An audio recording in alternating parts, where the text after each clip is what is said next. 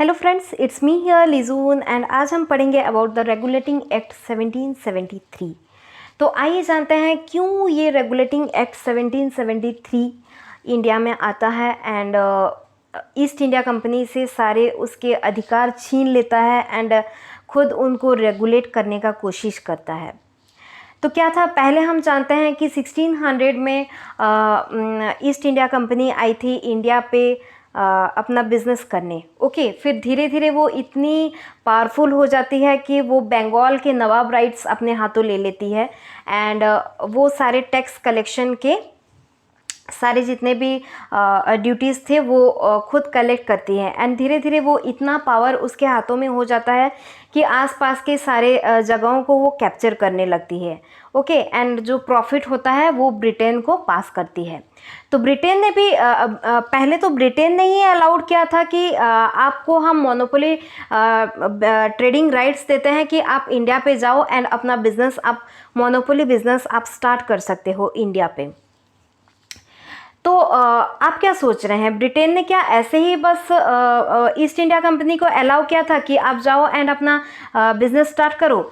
नहीं, इससे साल भर में 4 लाख का जो ब्रिटिश पाउंड था वो ईस्ट इंडिया कंपनी भेजती थी ब्रिटेन को as a profit ratio. Okay, कि आप कुछ रेशियो रखो and you comfortably allow us to rule to have our continue our business in India। Okay, तो ब्रिटिश को भी बहुत अच्छा खासा प्रॉफिट्स मिल रहा था एंड ऑब्वियसली ब्रिटेन को भी बहुत अच्छा खासा प्रॉफिट मिल रहा था एंड ईस्ट इंडिया कंपनी भी बहुत अच्छे से रूल कर रही थी इंडिया पे।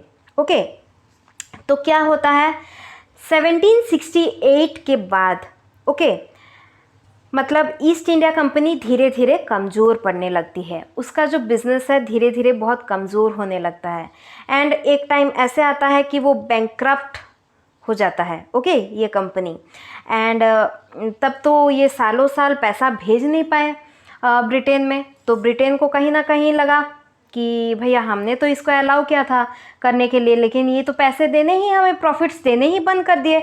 ओके, तो क्या किया जाए अभी? तो 1772 पे क्या हुआ कि ईस्ट इंडिया कंपनी ब्रिटेन को मांग करती है कि आप हमें 1 लाख ब्रिटेन पाउंड दे दीजिए एज अ लोन। ओके, ताकि हम फिर से रिस्टार्ट कर पाए अपने बिजनेस को अच्छे से इन इंडिया। ओके, तो ब्रिटेन को कहीं ना कहीं लगता है अब ये भिखमंगा हो चुका है, अब हमें क्योंकि ईस्ट इंडिया कंपनी बहुत ही एक स्ट्रॉन्ग कंपनी था, तो ब्रिटेन कहीं ना कहीं चाहता था कि कुछ ना कुछ करके ईस्ट इंडिया कंपनी को हम फिर से खड़ा करें। ओके, इंडिया पे। तो इसीलिए वो कंप्लीटली ईस्ट इंडिया कंपनी को किक आउट नहीं करता है एंड कुछ रेगुलेटिंग एक्ट्स लाता है। ओके, ताकि वो एक सपोर्ट दे सके ईस्ट इंडिया कंपनी को। Regulating Act of 1773। The Regulating Act of 1773 was passed by the British Parliament to control the territories of East India Company, majorly in Bengal। Okay, तो बंगाल के जो टेरिटोरीज थे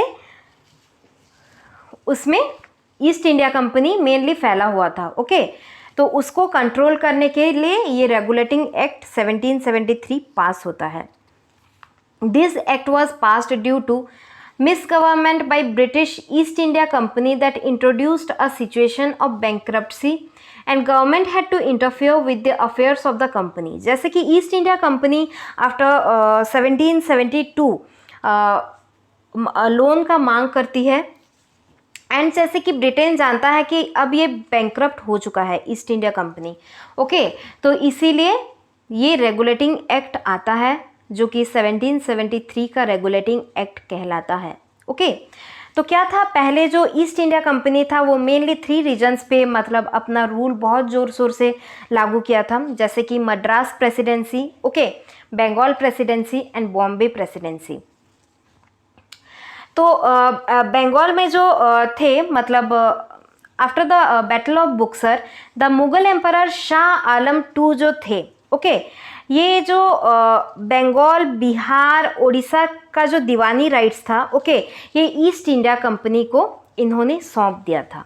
okay, तो यहाँ पे बंगाल पे मेनली अभी दो टाइप का रूल्स चल रहा था, एक था नवाब एंड एक था निजामियत। ओके, दो टाइप के, क्योंकि ईस्ट इंडिया कंपनी जो नवाब राइट्स थे वो उसने कैप्चर कर लिया था एंड टैक्स कलेक्ट करता था आम लोगों से। ओके, बंगाल के जो आम लोग थे उनसे टैक्स कलेक्ट करता था एंड जो बाकी के जो राजा के राइट्स थे वो वहाँ का राजा पालन करता था। ओके, तो अब तो मतलब आम जनता पे प्रेशर पड़ने लगा, क्योंकि कोई एक टैक्स कलेक्ट कर रहा है, उसका कोई दूसरा रूल है, एंड राजा कुछ और बोल रहा है, उसका कोई दूसरा रूल है।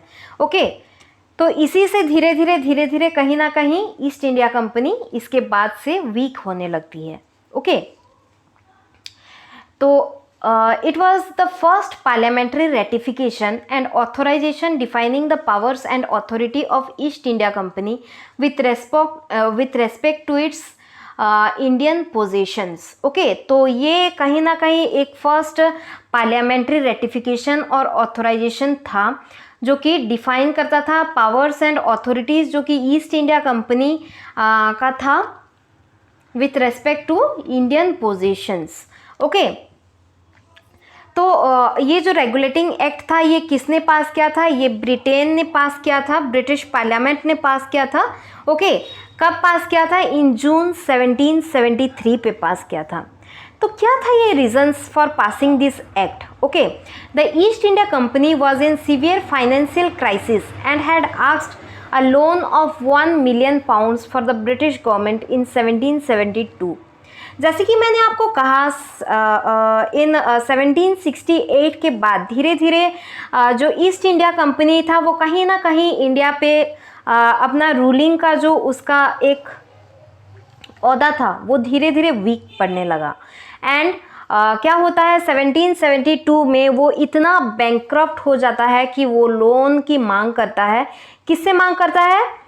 From Britain government. Okay, British government जो था।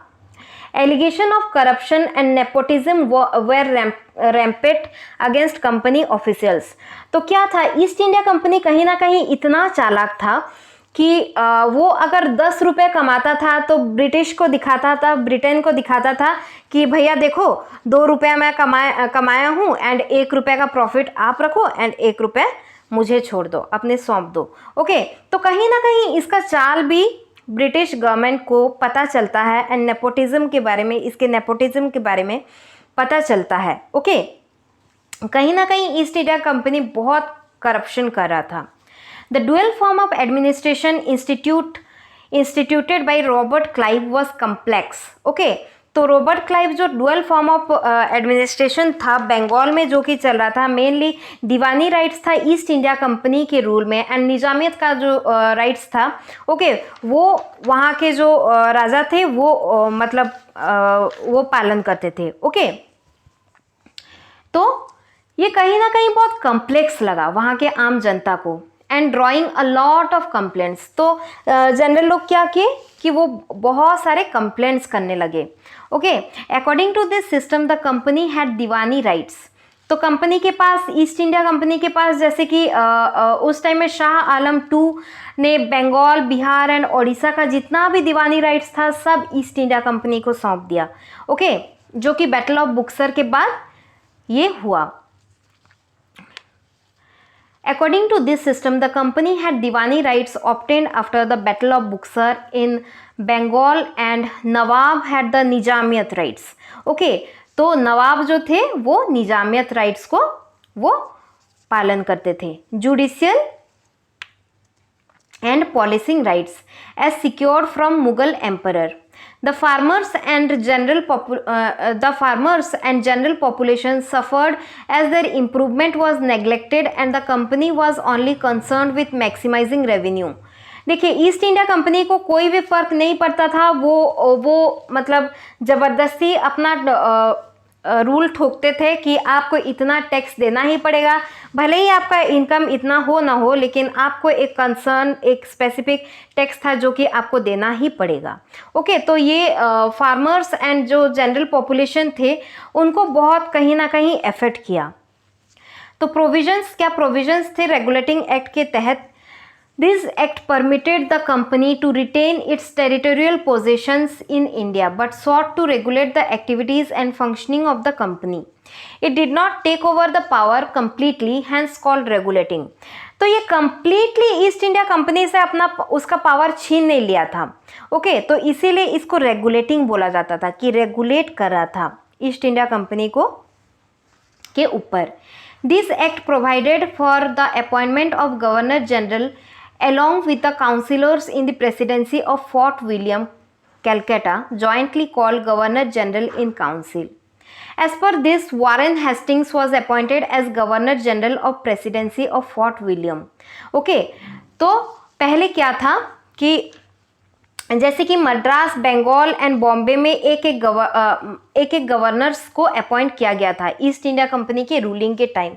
ओके, एंड ये अपना टैक्स कलेक्शन करते थे अपने अपने जगह पे। ओके, तो अभी क्या हुआ, जैसे कि ब्रिटिश गवर्नमेंट यहाँ पे अपना रेगुलेटिंग एक्ट लाता है, तो मतलब जो दीवानी राइट्स था वो छीन लिया जाता है एंड उनको गवर्नर से गवर्नर जनरल बना दिया जाता है। ओके, तो वारेन हेस्टिंग्स को यहाँ पे गवर्नर जनरल बना दिया जाता है। ओके, तो ड्रॉबैक्स क्या था रेगुलेटिंग एक्ट 1773 का? The governor general had no veto power.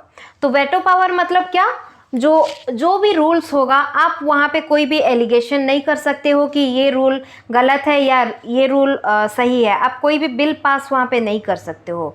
Okay, जो वेटो पावर था वो गवर्नर से, मतलब गवर्नर के हाथ में नहीं था। It did not address the concerns of Indian population who were paying revenue to the company.